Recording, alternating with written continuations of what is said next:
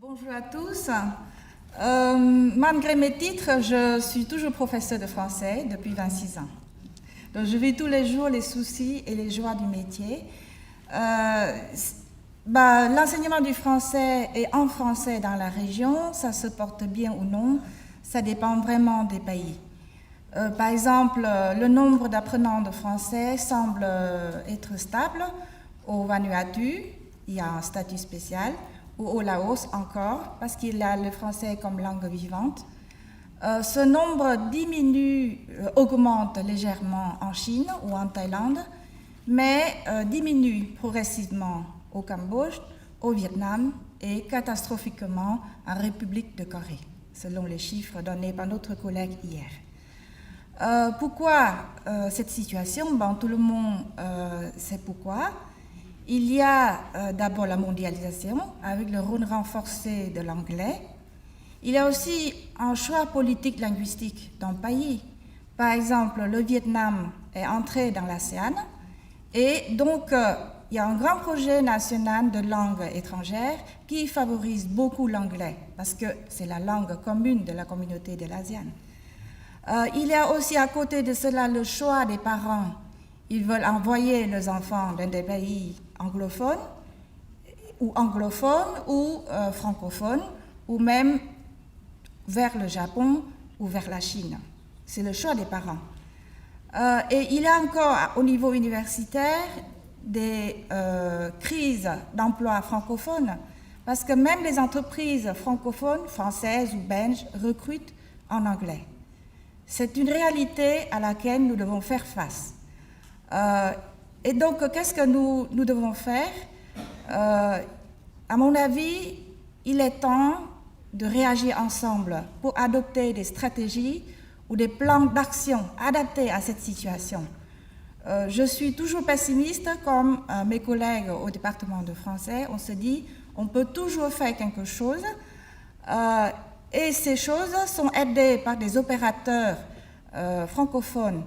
Par exemple, l'AUF, l'Agence universitaire de la francophonie, cette agence a adopté des stratégies 2017-2021. Je vais citer quelques stratégies principales qui peuvent vous intéresser. D'abord, c'est la formation professionnalisante et l'insertion professionnelle. Pour le département de français, bien sûr, on enseigne toujours la langue française, mais il faut des réformes, des innovations dans notre enseignement. Je sais qu'il y a des départements de français qui commencent à créer des orientations professionnelles comme le tourisme, la communication des entreprises, et nos professeurs de français doivent faire des formations continues pour aller vers cette orientation professionnelle. Donc, il y a aussi l'insertion professionnelle qui demande plus d'attention, plus d'investissement de la part des professeurs dans le stage des étudiants, dans le suivi du succès de nos étudiants après la sortie de l'université.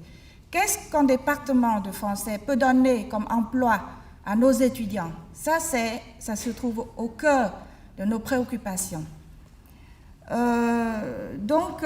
Comme conclusion,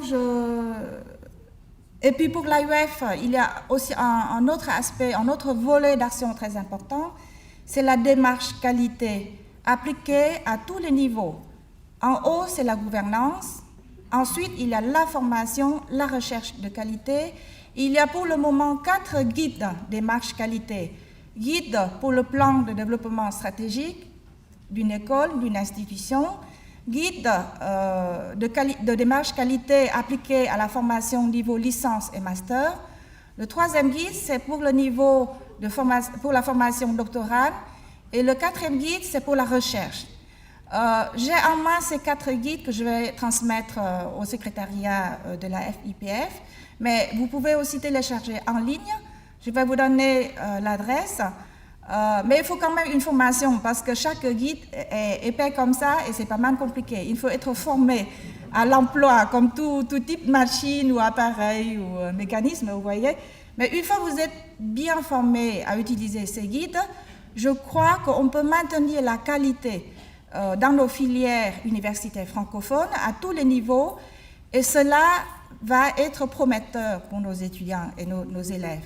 Ensemble, il nous faut créer une bonne écologie linguistique pour le français, depuis l'école primaire ou l'école maternelle.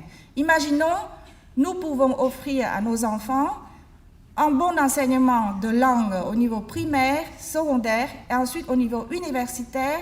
Il y a aussi un enseignant d'excellence, de qualité, même accrédité au niveau régional ou international. Et cet enseignement universitaire va aboutir à des bons emplois, francophones ou non, je ne sais pas, mais au moins là où le savoir et surtout le savoir-faire francophone seront valorisés. Merci beaucoup.